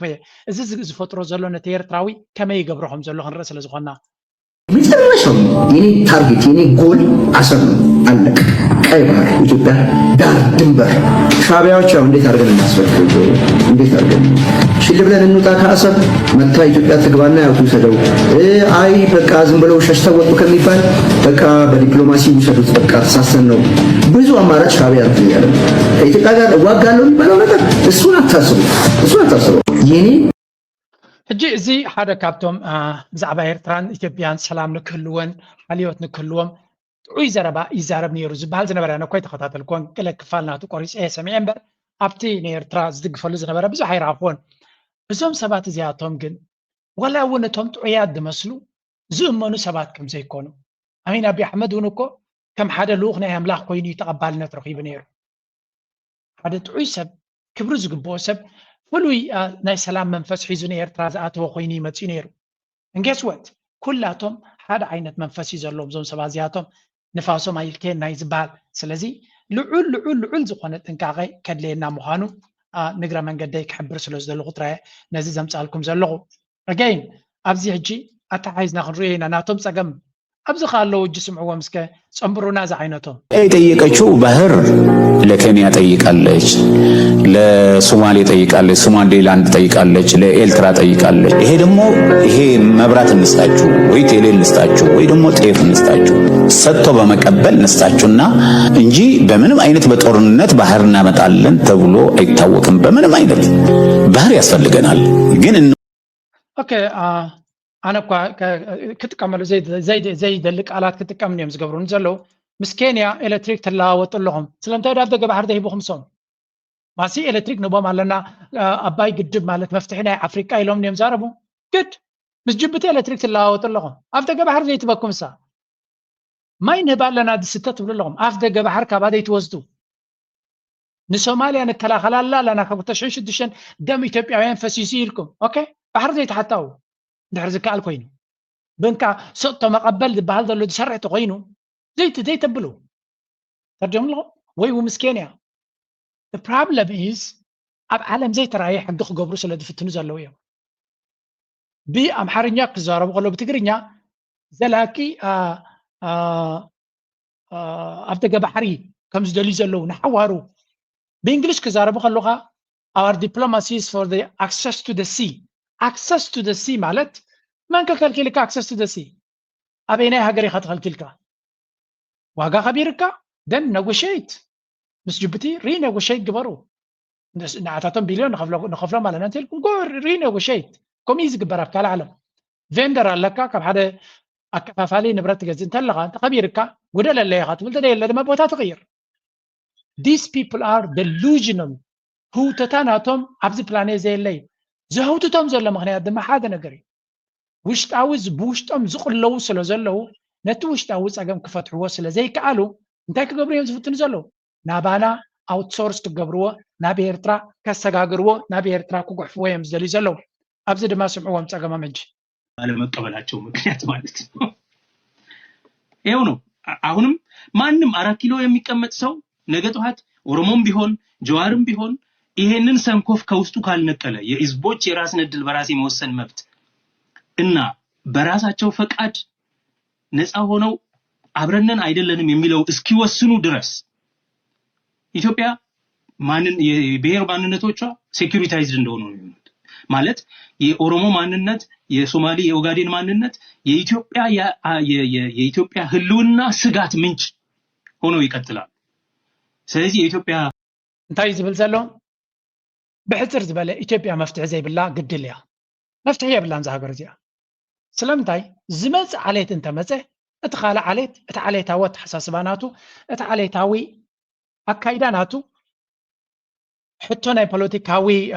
لعلنا ويقل ملدي كوني نسكيوريتي ندحنت ناتي بهير ترايكتنا نزغل زبل امنا سلو زلوي وخالا زراربا اورومو زبحال كل جزيت ناي اورومو قالسي ندحنتنا يرومو زتوكر مخانو تعبا إثيوبيا دحنتنا يرومو كتوحس هيتغلني يا زبلا بحنقولهم سلو زلو تغارو كم يمزبلو زلو كتالي إثيوبيا تبهال زي إثيوبيا نفلتا نتغارو كمزبي كتتحننا تغل هاجر يكون تني يمزبلو زلو سلازي اتحطو كل جزيز دغاغميو كند من تاي نتنغر كفتح وي فتن لو things are not going to change in عطاتهم جن بتناي بناي تግራይ definition كنتي تግራይ ፖለቲካ ናባና ዝቀረበ ስለ ዝኾነ ናቡ ገጽና ድማ ክንሰግር ምክንያቱ በወገኖም ውን መዓት አጀውጀው ስለ ዘሎ እስከ ናባቶም ገጽና ንስገር The leadership ግን ማንም ድኹም መጽዩ ኣብ ርእስኻ ሸሸ ክብል ናብ ድላዩ ክወስደካ ናብ ኩናት ተረዲ ናብ ኩናት ደው ክትብል ከም እንሪኦ ዘለና ህዚ ሂወትካ ንኽመሰኻኸል ንኽትስደድ ከም ድላዩ ንኽረግፀና ዕድል ዝፈቅድ ባህልን ኣተሓሳስባን ስለ ዘለና ወንበር ክጸንዕ ወይራስ the leadership ግን ማንም ድኹም መጽዩ ኣብ ርእስኻ ሸሸ ክብል ተገራላይ ከም ናይ ዚ ታሪክ እዚ ኣካል ውን ኮይኖም ዕድመ ልክዖም ብኡ ሓሊፍካዮ ኣምባሳደር ሕዝብ ንዓኻ ሓሊፉስ እንደገና እንደቅኻስ እንደገና ኣነ እንታይ ብለክ መፂሉ ሕዚ ብስሩ መሰረታዊ መዋጣጥ የብልና ንብላና መሰረታዊ ሕቶ ወይ ከዓ መሰረታዊ ውድቀት ትግራይ ሲ ከም ውድብ ኣብዚ ጉዳይ እዚ ተጋጊና ኢና ትግራይ ሃገር ጌርና ኣብ ቅዕና ኢና ክንወፅእ ነርና እምበር በቲ ዝኸድናዮ መንገዲ ተቋቋመ ስርዓት ናይ ፌደሬሽን ወይ ከዓ ሕገ መንግስቲ ኢትዮጵያ ከምኡ ድማ ትዝሓዝኩሞ ተኣሽሙሲ ኣብ ኮይኖም ሕዚ ኮይኖም ክሓስብ ከለካ ኣምባሳደር የጣዓሰካ ዶ ማለት هو كوي بلك الله بخم ولقاي كري انت اللي خلو 100 بلك ذلو I was part of that انا اجلت اجمي انا اجلت اجمي بلا زحلفت بلك ذلو انا نو عليون امن اللي قالسني راي لك فردندني تم عندهم هو انكم يذل بقلت يضرب كذا لكم تقراويس عد خوينو كنبر يخيل يذل انا امنتي تاشميو بلك ذلو ذي بلا ذلو انا فردندني እቲ ኣብ ትግራይ ዘሎ ፖለቲካ ምናልባት እዚያ በዚያ ጌርና ክንወደ ንኽእል ኢና እዚ ትሪእዎ ዘለኹም እንታይ የጋጥም ኣሎ እዮም ዝብሉ ዘለው ኣብይ ኣሕመድ ሰራዊት ነቲ ናይ ትግራይ ሰራዊት ገንዘብ ብምሃብ ካብቲ ሰራዊት ናብ ክልል ዓፋር ናመፀ ኣብ ጎንቶም በዓል ጌታቸው ረዳ ዘለው ገለ ካብቶም ናይ ሰራዊት ዘለው ደሞዝ ጠጠው ኢሉ ዝነበረ ደሞዝ ከም ዝወስዱ ብምግባር ብዙሕ መንእሰይ ናይ ትግራይ ማለት እዩ ንዓፋር ገፁ ናመፀ ሓራ መሬት እዮም ዝብልዎ ዘለው ሰም ደሞዝ ይቕበል ከም ዘሎ ይዝንገር ዘሎ ዋሕዚ ናይ መንእሰይ ስለዚ ትህወሓት ዝበሃል ከመይ ኢሉ ክቕፅል ይኽእል ኸውና ከምዚ ዓይነት ብድሆ we don't know ነቶም ጀነራላት ናይ ህወሓት ንብረቶምን ባንክ ንብረቶምን ገንዘቦምን ይዓፅዎም ከም ዘሎ ክነገር ከሎ ነቶም ናብቲ ናይ ኣብ ዝደልዮ ዘሎ ወገን ዘለው ድማ ናብኡ ክመፁቶም ሰራዊት ደሞዝ ክህቦም ጀሚሩ ኣሎ again ብተጋሩ ቤላ ገይሩ ዝፃወተሎም ዘሎ ነቶም ተጋሩ ልክዕ ከምዚ ካርታ ከም ድሌት ከተፃወቶ ከምኡ ገይሩ ዝፃወተሎም ዘሎ ስለዚ እቲ ኣብ መንጎ ተጋሩ ዘሎ ህልኽ ኣበይ ከብፅሖም እዩ we don't know ቀደም እቲ ኢሊት ናይ ትግራይ በይኑ ኮይኑ ኣንፃር ኣቢ ክምክት ተፈቲኑ ሎሚ ከምቲ ኣብ ዝደልያ ቤላ ገይሩ ይደኪርዎም ተመቃቂሎም ድማ እንልኩም መጋበርያ ናቱ ኮይኖም መፃወቱ ኮይኖም ያ ንኣቢ እቲ ዝበለፀ ነገር ናቱ ስዩ by the way ኣብ ዘሎ ሓደ ፅቡቅ ዘረባ ዝዛረብ ብርጌድ ንሓመድ ሒዝዎ ዘሎ ዕላማ ንመጀመርታ ናይ ቀዳምነት ንሕሪኻ ኮንካ ንህዝቢ ኤርትራ ንሃገር ኤርትራ ዝጠቅም ኣይኮነን ዝብል መደምደምታ በፂሕና ኣለና ንሕና ምስ ስርዓት ብልፅግና ኮንካ ዝግበር ዝኾነ ይኹን ዓይነት ፖለቲካ ይኹን ወላ ናይ ማሕበር ፀበል እውን ኣየዋፅን ስለዚ ብርጌድ ንሓመዱ ኣብ ዝሓዝ እዋን ንትግራይ ምንም ዓይነት ጥቕሚ ክህብ ኣይኽእልን ንህዝቢ ኤርትራ እውን ከምኡ ማለት እዩ ስለዚ ንህዝቢ ኤርትራ ዝኸውን ፖለቲካ ድሕር ዘይብሉ ኮይኑ ብርጌድ ንሓመዱ ንህዝቢ ትግራይ ዝጠቅም ነገር የብሉን ማለት እዩ ስለዚ ንህዝቢ ትግራይ ዘይጠቅም ኣጀንዳ ዝሓዘ ኣወዳድባ ብዝኾነ ይኹን ሽም ተወዲኡ እየ ማሕበር ፈጢረ እየ ዝብል ሰብ ዝተኣነሰብ ናይ ብሓቂ ሰብ ዝተኣነሰብ ልፍዓተይ ድልፍዕ ገለ ነቲ ሻዕብያ ዝብሎ በቃ ንብዙሕ ሰብሲ ሓቂ ባሻዕብያ ኢሉ ንክጠራጠር ይገብሮ ሻዕብያ እንታይ ትብል ህዝቢ ኤርትራ ምስሎ ኣብ ኤርትራ መቸም ኣብዚ ናይ ጥንቁላሓስ ንከረንት ወርደሎ ካብ ኣስመራ ኣሎ ልቢ ትግራይ ተባሂሉ ፅርግያ ዝፅዋዕ ከምዚ ጥውይ ዝበለ ሕጂ ብዙሕ ምስላታት ከይተረፈ ሻዕብያ ምስላታት ከይተረፈ ገይሩ ፅዲ ኣብ ልዕሊ ህዝቢ ትግራይ ፅቡቅ ገይሩ ሓኒፁ ከይትርስዑ እዚ ልቢ ትግራይ ጥወይዋይ እንዳበለ እስኻስ ወደይ ከመይ ዝበልዎ ትራሺ ወደይ እዚ ኣታ እቲ ሻዕብያ ማእሲ ተመስሪቱ እምበር ድርድኦ እዩ እዚ ሰብ እዚ ኣታለ ብትግራይ ቀዳይ ነገር ጥንቁል ሓሲ ኣይፈልጥ ኢለ ነው ህዝቢ ቁሩብ ከባቢ ክረድ ፈልጦ ንኤርትራ ፈልጥ ኢሉኒ ክዛረብ ደሊ ዝፍትን ዘሎ ጥንቁል ሓስን ልብ ትግራይን ክልተ ነንበይኖም ኣርስቲዮም ጥቃጥቃውን የለውን ርዲኻ ኣለኻ መጀመርያ ቅድሚ ምዝራብካ ነቲ ፋክትስ ናትከ ነቲ ነገራት ናትከ ኣስተኻኽሎ ጥንቁል ሓስ ነፍሱ ዝኻለ ሽም እዩ ጥንቁል ሓስ ድማ ካብ ከረን ንሓጋስ ክትከይድ ከለኻ ናብ ውርደት ክትከይድ ከለኻ ዘሎ እዩ ልቢ ትግራይ ዝበሃል ድማ ካብ ኣተከሌዛን ኢላ በዕድ ክትወርድ ከለኻ ዘሎ ቦታ እዩ መጀመርያ ብሓርካ ምስ ሻዕብያ እንተዘተሓዘ ዘሎ ልቢ ትግራይ ቅድሚ ሻዕብያ ዝነበረ ሽም እዩ እቲ ፅርግያ መን ዝሰርሕዎ ማይ ጋድ ዲስ ፒፕል ኩሉ ነገር ናብ ሻዕብያ ጥራዮም ዝብሉ ብኸምዚ ልክዕ ከምዚ ንሳቶም ኣይ ዶንት ኖ ኤቭሪቲንግ ናብ ሻዕብያ እንተሰጋጊርካዮ ከምዚ ፍሉይ ነገር ምስጢር ዝረኸቡ ይመስሎም ልቢ ትግራይ ጥልያን ይሰርሕዎ እቲ ፅርግያ ጥልያን ይሰርሕዎ መንገዲ ኸረን ኣስመራ ጥልያን ይሰርሕዎ ኣብቲ ግዜ ጥልያን ስለተሰርሐ እዩ ልቢ ትግራይ ተባሂሉ ንምንታይ ኢሎም እሞ እቲ ምክንያት ከይትካ ኣብቲ ቦታ ነቲ ታሪክ ክትሓትት ትኽእል ኢኻ ሕጂ ስምዕዎ እንታይ እዩ ዝብል ኣብዚ ሕብረተሰብ ክንደይ ነይሩ ትግራዋይ ሲ ነፀፊፍካዮ እንድሕር ኣሕደርካዮ ሲ ንጎ ተማሊኡ ዋኸይድ እንታይ ማለት እዩ ሻዕብያ ዝዛረቦ ብጆክ እንዳገበረ ብሕክያ እንዳገበረ በቃ ኣብ ልዕሊ ትግራዋይ ኔጌቲቭ ነገራት ጥራዩ ኣብ ርእሱ መሊእዎ ነቲ ሕብረተሰብ ነቲ ንእስ ወለዶ ብፍላይ ከም በዓል ዚኣቱ ማለት እዩ ትግራዋይ ዋላ ሕያዋ ይኹን ኣይተንበሎ ቀፃሊ ዝደግሞ ኣላ ግደካ እዚኣ እዚኦም ኩለን ካባኻ ንሰምዓና ኣለና ፈሊጥካ ከምኡ ኢልካ ክፀርፎም ስለ ዘለኻ ኢኻ I think we got the message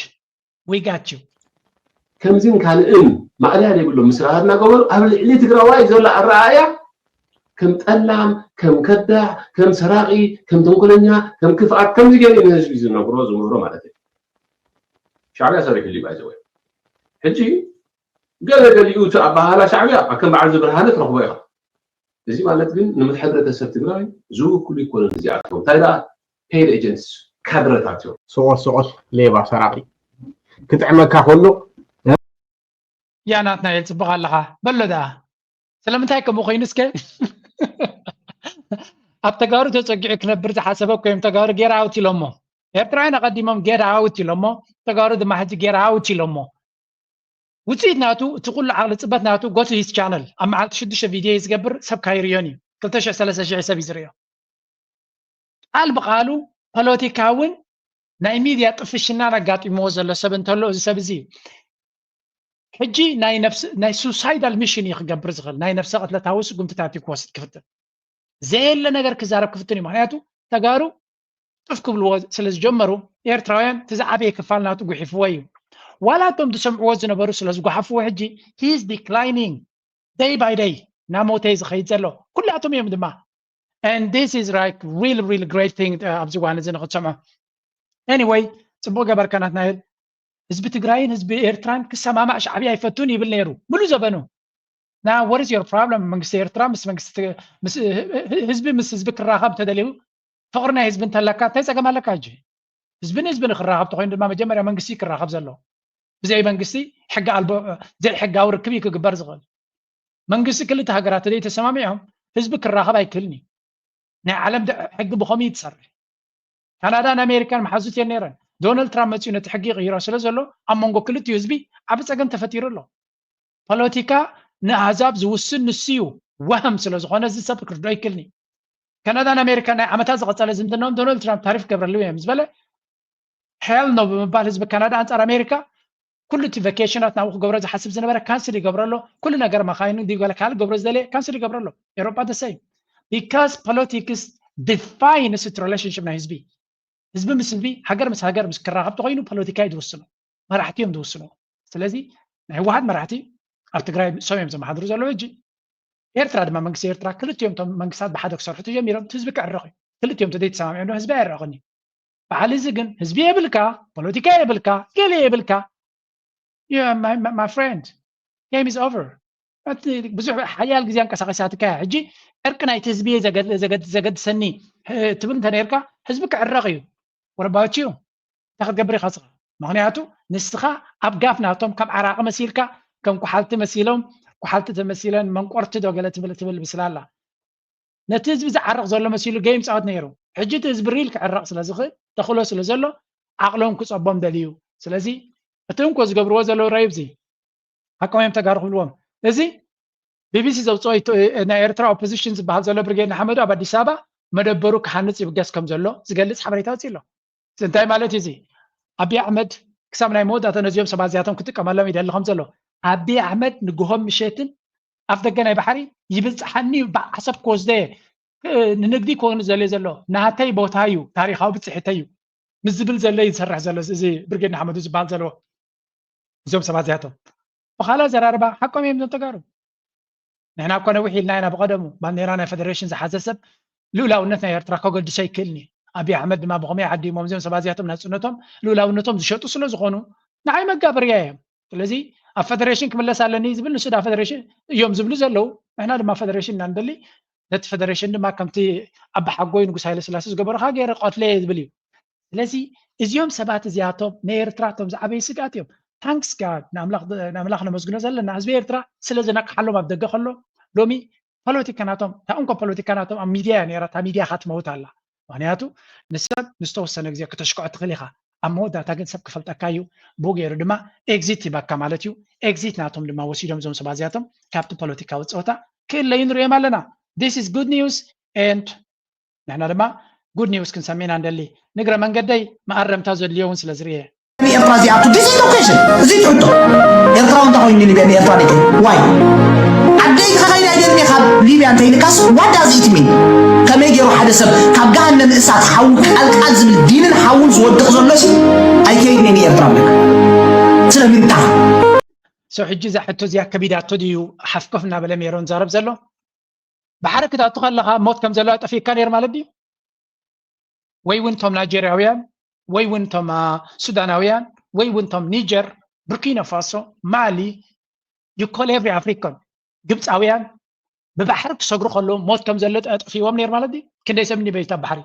سلمتاي خد نيرا عدمكم لسو جهر نفسات سلزو خن عدم no this is called truth حق مالت أب أوروبا حدش يوت كمصر تخلي يزبل من الناس سلزلو حدش يوت كمصر تيه بس هارات كيت كلا موت كم زلت في كانير because way too much سلزخدك كبير تراوزي خاص سلزخدك أبيرترا أقولك كتنبر تخليها موت جنا يكون أقولك أب ليبيا بتحيز لما نسيجن already أنا أفتح بحر أوروبا بس يحلو أنا ليبيا سلزنا بركو I understand this very much أفتح أوروبا بس يحكي لها أوروبا ترى هتدخل كم قال لهم كقد فنا يقولوا خونيهم سلزبل سلزي بتجاهم نفسه كيف نقول politicize أي تكبروا زم سبازياتهم وتشي مالو كابتها هجر وتشي مالو هجر أقولك نجارات كله متشو أيكون النقل ما نسي بتوم حيالات أنت أمامتن ترى يمسخ دوزة لو تمن قدم بر نقول لسبب قليل هيكون let's not be أبير ترازل له من قصة سماي لخانة جي كزارة بايكنة التناجر بدعي مدرخ يزلوا بدعي مدرخ أنت تسفلوها تسفندر لنا كريكم يتسفندر كم زلنا بس إذا لو سجمات جن نفسه كيف تفتت أنت من قصة إيرتران تايلو مخصوصين يرم كنت مغرب تلاي I'm gonna give you one thing صنعوني هبزي I told you the reason is very simple مهنياتو أباب دا جيروب أبس هيسلو زلو أمباسادر نيرترا ويون كونسل نيرترا ليبيا زلو تا فيديو يرهبكوان قريبان يرغنا يرهبكوان نتوم سبات منقس يرترا يتقدس له من كتحنو ما يفتنا تبايل بزوح تزاريبو كيدو كتحنو مسكده كندحنا يدلنان كنحجز يدلنان يلومو هذه امباسات نيرترا أبز فتنلو انبي باللي تسب أبت زي اللي زيادما منقستا يقدسنيو إن بلدما أشمر جزءات بوليتيكاين نرزلنا تانكس كاتتي امباسي كيدو نتتبقس زوسده كأبيو نمنتا يردوني نمنتا أبيو ما يرداني يعني ولا نيجيريان أبيو ما مودة تجزيهم بري كل سب قال كوندو خون تيروبا دنجيسي وزلنا خون زبل بناس لزليو anyway over politicize مقبارق النبور سلزخونا أبز زلنا يا مدرخ كم غيرنا نوصل دهان it's okay نحجين خون سجرينا نتوم عاوز اللوجن أملاخ مواطع يفتر اللهم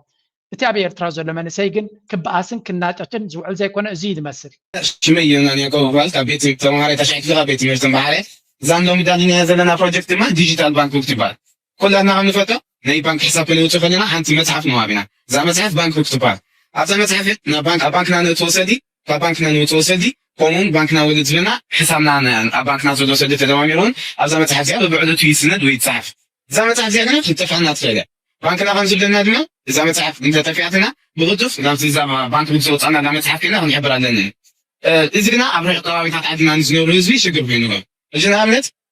حدث أبرهو عدتات إيرترا زنبل نبى اسمه لمتيو ناي بانك أكاونت ويدمان ناي بانك حساب يوتسما نبى عدم سمة لسه زمان تحفين تفعته نبى اسمه ناتو مليسو صح خمس تفعته تعبر شجر كوني ويدمان كزي غوزولي زيادة ما نقوم على مين الدنيا زلنا بقول نقوم يوم عين سوات أكو روح كمان تتعدنا زنورو سوات نمحكاس ويدمان ميدك فادا الدنيا هذا نعملت كمون أتابير ترازلو من سياسي كايلم أي بحق زحق سوخا they think really big عبيت نقرات يوم زحاز بزلو ATM زي يبل هاجر يبل له سبقنا له تسفا زلو من سيات له زعد زي I wish زوم سبات زياتهم زبالة بلاتفورم شيبو معناته بانكينج سيكتور ناتنا أجمعات كم زلو ينقريتهم أو زلو but we have these geniuses we have these young people digital natives زخونو وين digital savvy زخونو ناي digitalization بقى زلو and I am really wondering أبيرترا إنترنت كم تزدل access زي ما هلاو مرجع يكوننا actually كنقرأكم إنترنت is one of the biggest distraction كمبيوتر تكنولوجي زي ما هلاو سنكلنا يزب لكم أنا سنكلنا كمبيوتر تكنولوجي زي ما فلان تليفون أبيت كده محس سنكلنا اتساقم إنترنت زبحال لك كم زناي انتهي مخبلكم إيه كبا خوركا زخل عبا حيلو زلويو كبا خوركا زخل إنترنت بزي إنترنت كمبيوتر قم بزو سرح يزقر فور اكزامبل لما تالي ابو فيس كنسرح كلنا بانترنت كنا نسرح بس عكزي وكمبيوترنا نسرح ابو فيس كنسرح كلنا سيرش قدبرت خلها قلقن ما بزحتو سرعات ابو فيس بزي انترنت يوم سرحو انترنت ديستراكشن سلازلو انترنت مالت حنقول كان غالو بخان كم تسعد سلاز قبركا سوشيال ميديا نخطري جيم نختصاوت فيلم نخطري يوتيوب كتري دراما خطري موسيقى خسمع سلاز باخوركا زوم سبات زياتهم اتي انترنت زبال ديستراكشن سلازي بلوم تا كمبيوتر ابي يفتح مالو ريو I'm really happy. Internet كهلي يبلون أفتح قريب لي اللغون. We still need internet. Internet هيكون كاتساقم توم أبس ولا نبع تيك توك تطوع بلهم تحرص أيقت يوم الكام. وين censorship قبر له كنترول قبرهم. تيك توك نابن تابي أبي تشاينا كل جزء مهارة حستكم زلوية مزقبر. أبزدك جيو الف عبدان زلو درفن ساعتين إلا على ترايبلي وزلو. حكم يوم كاتشاينا وين كم قبر سبك عبس له زلي وإيروبيان كعبدو أمريكان كعبدو كلام إيروبيان بحيل حزب تشاينا والفناي شجاران حشيشين على الميديوم سلو درمسهم ادوم يملسلو بحنقولهم غير مالتي that's why دما تيك توك قبل ملس زبلوه بحفشا ازوم من سيادياتهم زبلوه زلوس كسمعوه انا نقرا من قدي تي زربات خلفكم فليته ملوت حستو ابيرتريا ميديا نتورك لكم صغيركم كسمعوا تدليهم ابو خيدو انا رياكت قبري دمصو مراتو بقول تحبريتا بزك دغ مسله زي دل اكلت عدتك كلنا غنفتت سد بكاش لا تلفيز من تزوله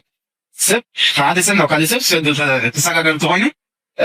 بقد بيتكوين بموبايله ويدما بخدم قدسات يزت كم زلا بعدين هون زيا كم عينة كبيرة ويدما كم عينة زمن كم جمري نازع سمينا زمن مالتي على بجبرتا شمي أبينا ولدتي بالك بيت مثل ما عادي زلهم دنيا زلنا خبز غلطتنا بارتيشن انتليجنس سراقنا لأن قصنا اسكان جرا ويكوغنايز جرا ناتنا بنك أكاونت وزلنا واحد ذيك حجي 5 بن بناتي وسيدي له معني بدمن تناتي فيس كوغنيشن أبز يقبل الله مالك فاهمة زمن سيات اوكي اسكي غزل ابيت بالحق سلاز قابل نحري كوغنايز بزقبرت نبز وسيدات الله إذا بانصور نقبرنا مغنيات دما قدما نحي 9% نحي مستون كاب فيس كوغنيشن كتعرفوا تاني كاب زيادة نحي تغطلوا لنا مالك نعمل تجي نسمتي قال جيجا بانصور بزبا دمت توبت مالتي بقليل أخطح زغيري مالتي أنا تخوينا دين تعلق باسورد ترانسفرتا نابناتي بنك أكاونت ويكا نابناتي بوك تعرفنا مالتي زي براكتيكال سوليوشن يو مالت بزح سرح كم زاد اليوم بزح فترة ونت كم زاد اليوم يردعنا يو نزي كريم أنا حكو انتاي له بوست غير مثلكم أبي إكس ناتي ن إرترا وترك زي مستعوتات يا سلامتاي حزبا مقلاسن نتي مثلنا إرترا دوم بال سلازي قارص إرترا كل جزء كتقصليا بريفيل كتقبريا معناته حزبا قالسي سلادي قارص ما مليش نحيله دما سلازمته ግን ኣብዘና ኢሎም ዓለም ውግእ ወይ እውን ኩናት ክበሃል ከሎ ብጠበንጃ ጥራይ ይኮን ካን ትዋጎ ብታንክን ብመጥፍዕን ኣይኮነን ኩናት ናይ ሎሚ ብቁጠባ እዩ ኩናት ብሳይበር ወርልድ ብኢንተርኔት ብቴክኖሎጂ ኩናት ብሚድያ እዩ ኩናት ከምኡ ድማ እቲ ዝዓበየ ኩናት ኣብ ልብን ኣእምሮ ናይ ደቂ ሰባት እዩ ዝግበር ዘሎ ስለዚ but Eritrea stands tall because the greatest weapon its greatest weapon has always been its people and their ironclad unity ስለዚ ኤርትራ ድማ ኩሉ ግዜ ሓያልን زي تسعة هاجر كتكونيا مغنياتو من جنا حيلة هزبا سلزخونة حدنات ناتون فقر ناتون تمرد ناتون سلزخونة حتيناوي حدنات ناتون سلزخونة سلازي ولا قوة تسألهاي نسبة إرترا كابي إرترا استفل عليه عدلات بأوروبا أمريكان كندا أستراليا نكخيدي بزبل مبسعة كاب عدو نكوجي تبع جيجو بزح من سين خوص أنت جبره من ساعات إرترا كابي إرترا خطوص أب تخليها نلب إرترا كاب لبهم كتوص أصل زي تغل أبكال عد خيدهم تماهيرهم نقيحهم فلتات حيزهم تمكر حيزهم جنزب حيزهم كابيتال حيزهم نيرترا علنا الكعدي إنفست قبل الكن يبللو هذه كاب ميديسين نايت عنا كيلاتات ناي فاينانس كيلاتات ناي تكنولوجي كيلاتات ناي تمرتي ناي كالا عودات كيلاتات كوينهم نعدنا أبزوان زي نيرترا أدلها بنا من تانت تحضر ناي سماعتاتنا بلتسكتن معبلتن إيرترا نخنقبر أدلها بنا يلوم يحطلو This is not just a sentiment, this is a call to action. زغا مثل زربادة يكونسي ناتكبار كتايزغل حتى مخانو زغا we the youth, yes including me myself and I زغا كلهم تم نسيات قبل كله أنا بنفسي يون أكلنا تغينا ناس قدايزي بحادة تتحيزنا إيد نيد تحواقفنا هاجرنا بس منقصنا وقينا نتكونتاتنا كنقري كن بقى سالنا زجن ممرحي كمون organization يدليو نازل قبل كله كم انتي تبقيسه كم قبل مريض مسلكم نايزون من سياد دريوز نبركوت رايدي كونكوس أبزن كربا معلتات تي مبل عصرت تشعت كونفرنس نايتي يانج بي اف دي جي نمجمريا فايبرنت منسي حوز بالمنسي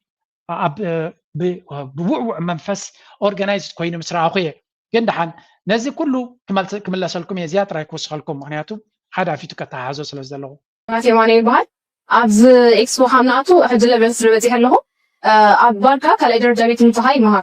إذا أدلني زلنا بروجكت ريس جايدر تبعات ويكان حدا بتاعي جايد جرا ويكان مريحة أبتدلي وتحت بتاعت خير مالكي هنا تقوم في القصيد على سبيل مزين بحدا نبز خمس وتها قيد ليس بين قيد بحدا إلى حد ناس نتوتات قاشا مهان يردان زيادين كاكم بالله تفهمنا على تريس تغيجو أبي بورتوري دماتي لك كاتي سوري ميديا فراي متى مهنات ميديا فراي زبلنا له مهنات ميديا فراي هم فتو ما كان يفراي سلز أو مسمته أو حدا تريس جايدين سنتر له أو شو مسمته أكتريس جايدين سنتر زي خنريا لك عاد زي مستغدنا فيديو وانا قويلات حتى الله نبيك خيب كم زلي ماتي ناتو خلوز زلي بوتاخا سم حبريتا يهوا نامنت حجي كاتيرالي لنا حبريتا هم هواينات أبيت بالعي حتى زوم قولوا زيومسي أدمدا يهابكم منبر كما هاتكم سي أذا هجر زيا كم زي خا لك عبز أبزاكم تنري أزلنا مات مسألة مريحة نتسب أبتزدلي وتعطي حتى يسخان أبتزنبرتو تملس مالت زاني أزلنا أبز ما كنت أخلا سخالك عمسات تولى مالتي እንታይ ዲ ዘርእየካዚ እቲ መንእሰይ ኣብ ኤርትራ ዘሎ ኣዝዩ ተስፋ ዝህብ ጥራይ ዘይኮነሲ ሞራሉ ላዕሊ ከም ዘሎን እቲ መንግስቲ እውን እንተኾነ ነዚ ሕጂ መንእሰይ ኣነ ናይ መወዳእታ መተሓሳሰቢት ናተይ እዞም ህፃናት እዚኣቶም ካብ ኤርትራ ንኸይስደዱ ኩሉ ዝከኣል ክግበር ይኽእል ኣለዎ ኩሉ ዝከኣል ብርግፅ ዶብ ምዕፃብ ወይ እውን ገለመለ ሕግታት ምብርታዕ ጥራይ ዘይኮነ እዞም መንእሰያት እዚኣቶም እቲ ዝሓለፈ ወለዶ ዝኸሰረን ዝተበለን ዝኾነ ኮይኑ እዩ እዞም መንእሰያት እዚኣቶም ግን ዕድል ክፍጠረሎም ክኽእል ኣለዎ ጀስት ከምቶም ቅድሚኦም ዝነበሩ ክኾኑ እዮም ድሕሪ ኢልካዮም I don't think that's right እዞም መንእሰያት እዚኣቶም ዕድል ክትቦም ክትክእል ኣለካ ዕድል ማለት ከዓ ያ ነቲ ሕልምታቶም ናብ ትግባረ ገይሮም ክዕወትሉ ክኽእሉሎም መድረክ ክኽፈተሎም ክኽእል ኣሎ እወት ኣብ ግንባራ ዘሎ እንታይ ክኸውን እዩ ዝብል ሕቶ ክመፅእ እዩ ንዑ እውን ይተሓሰበሉ that's why ድማ ዋላ ንዓታቶም ንመጣየሲ እውን እዚ ደገ ዘሎ መንእሰይ ኣብ ደገ መንእሰይ ዘሎ ሓደ 100,000 ኣሎ 100,000 ገለ ገንዘብ ተዝገብር ነይሩ መጣየሲ እውን ምተገበረ ነይሩ እኮ ወላ ክገርመኩም ኣብ ደገ ዘሎ መንእሰይ ገለ ነገር ገይሩ ነዞም መንእሰያት ኣብ ደገ ዘሎ ንምጥያስ ናይ መጣየሲ ፋንድ ይገበር እንተዝበሃል እውን እኮ ኣነ ብነፍሰይ ዝከኣለኒ ምሃብኩ ነይረ ምክንያቱ ክሳብ ሎም ኣብ ግንባር ኮፍ ኢሉ ነቲ ሃገር ዘገልገለን ዝገብር ዘሎን ኦኬ ስጋት ኣይከደን እንድዩ ስቲል ስጋት ኣለና ግን ፕሮፌሽናል ዝኾኑ ሰራዊት ሃኒፅካ ምድብ ደሞዝ ዘለዎም ተትገብር ነቶም ተሪፎም ዘለው ኣነ ሰሪሐ ክነብር እየ ዝብሉ ግን ከምቲ ናይ ክተት ጌርካ ክትመልሶም ስለትኽእል ኣብቲ ኖርማል ሂወቶም ንክምለሱ መንግስቲ ዓቕሚ ክህልዎ ስለዘይክእል ፋንድ ጌርና ኩሉ ሰብ በብዓቕሚ ነቲ ፋንድ እንተዘበርክት ነይሩ ኣይ ቲንክ ገለ ነገር ምተገበረ ምክንያቱ ኤርትራ በዚ ሕጂ ዘላቶ ዳርጋ ኣብ መኸተ ጥራይ ዘተኮረ ክትቅፅል ኣይትኽእልን እያ ምናልባት ካብ ሎሚ ንፅባሕ ከይከውን ይኽእል ግን እዞም መንእሰያት እዚኣቶም ኣብ ኖርማል ሂወት ከም ካልእ ሃገራት ዓለም ሰሪሖም ዝነብሩሉ ሰሪሖም ንቅድሚት ዝኾኑሉ ካምፓኒታቶም ዝምስርትሉ ፕራይቬት ሴክተር ተኸፊቱ ንቅድሚት ዝወናጨፍሉ ንኤርትራ ዘይኮነስ ንኣፍሪቃ ከገልግል ዝኽእል ቴክኖሎጂ ዝሓስብሉ መድረክ ክኽፈተሎም ክኽእል ኣለዎ ናተይ ትምኒት ድማ እሱ ኣብኡ ድማ ኢና ክንሕግዝ ንኽእል ዓቕሚ ዘለና ብትምህርትና ብተመክሮና ኣነ ጥራይ ይብለ ኣለኹ ንኩሉ ትደገ ዘሎ እዩ ኩሉ ትደገ ዘሎ ሰብ ኣብዚ ጉዳይ እዚ ተሳተፈ ነይሩ ስለዚ እዚ ውዳበ እዚ ንሪኦ ዘለና ናይ መንእሰያት ናይ ሃይማኖት ማለት እዩ ኣመነይ ኣገዳሲ ብዝለዓለ መንፈስ ክሕይል ኣለዎ ፅቡቅ ተወዲብካ ተፀኒሕካ ጥራይካ ስጉምቲ ክትገብር ትኽእል ከምዚ ኢልኩም ተኣኪብኩም ክንሪአኩም ከለና ካብ ልቢና ንሕጎስ መሊሱ ክሕይል ኣለዎ እቲ መንእሰይ ዝበሃል ክእከብ ክኽእል ኣለዎ ኦርጋናይዝድ ክኸውን ክኽእል ኣለዎ ምክንያቱ እቲ መድረክ ተኣኪብካ ተፀኒሕካ ተወዲብካን ተጠርኒፍካን ተፀኒሕካ ኢኻ ስጉምቲ ሓያል ክትገብር ትኽእል ምናልባት ምስ ግዜ ድማ ሕጂ እንተዘይገበርናዮ ኣነ ናተይ ናይ መወዳእታ ሕቶያ እዚኣ መልሲ እውን ሃቡኒ ኣነ ንኤርትራ ክኸይድ ከለኹ ምሳይ ሓደ ፕሮግራም ክገብር እየ ምሳይ ናብቲ ቦታት ንክኸይድ ኣብኒየው ብዙሕ ናይ ቱር ንክንገብረሉ ንኽእል ትሬኒን ንክንገብረሉ ትምህርቲ ክንገብረሉ ዝተፈላለዩ ነገራት ክንገብረሉ ንኽእል ብሓደ ኮይና ክንከደሉ ንኽእል ከምኡ ሓሳብ እውን ኣለኒ ምናልባት ኣብቲ ሓሳብ እቲ ክትሳተፉ ትደልዩ እውን ሓብሩኒ ኢኹም ናትኩም ፀቕጢ እውን ምናልባት ነቲ ፕላነይ ከም ዘቀላጥፎ ይገብረኒ ይኸውን እምበር መደብ ኣለኒ እንድዩ ቅድሚ ግዜኡ ግን ሰብ ምንጋር ስለዘይደለኹ እዩ ብሓፈሻ እዚ መንእሰይ ተወዲቡ ዘሎ ብዝለዓለ ሓይሊ ኣብ ነፍሲ ወከፍ ቦታ ተወዲቡ ግን እቲ ውዳበ ድማ ናብ ኣክሽን ገፁ ዝኸደ ስኢልካ ዓመት ተኣኪብካ ገለ ስለ ዝገበርካ ደይኮነስ ኣብ ዓዲ ኸይድካ ጭቡጥ ነገር ክትገብረሉ ትኽእል ነገር ክሕሰብ እንተዝኽእል ነይሩ ነቲ መንፈስ ናይ ኤርትራዊ ናብ ዝለዓለ ብራኸ መምፅኦ ነይሩ ብኡ ጌርና ድማ ዓድና ኣብ ምህናፅ ዓብዪ ኣስተዋፅኦ ገበርና እንተዘየለ እዞም ጎረቤትና ኩሉ ግዜ እቲ ድኽመት ናትና እናርኣዩ ኩሉ ግዜ ንዕዑ ክወጋግኡናን ስጋት ክፈጥሩና እዮም ስጋት ክፈጥሩ እዮም ክዋግኡ እኳ ኣይመስለኒ ግን ስጋት ኤርትራውን ዓዱ ገፁ ከይሓስብ ኢንቨስትመንት ከይሓስብ ምዕባለ ንከይሓስብ ኩሉ ግዜ ኣብ ናይ ኩናት መንፈስ ንክነብር እዮም ዝደልዩና ዘለዉ ስለዚ ከነፍቅደሎም የብልናን ዝብል እምነት ኣለኒ እቲ መንእሰይ ድማ ንዑ ክሰርሕ የምሕፀና በልኩ ናይ ሎማ ርሳብ ዝጉዳይ ፕሊዝ ላይክ ግበሩ ሰፖርት ግበሩ ናትኩም ርእይቶ ክሰምዕ ድማ ይደልየ ምዝያ ክገድፈኩም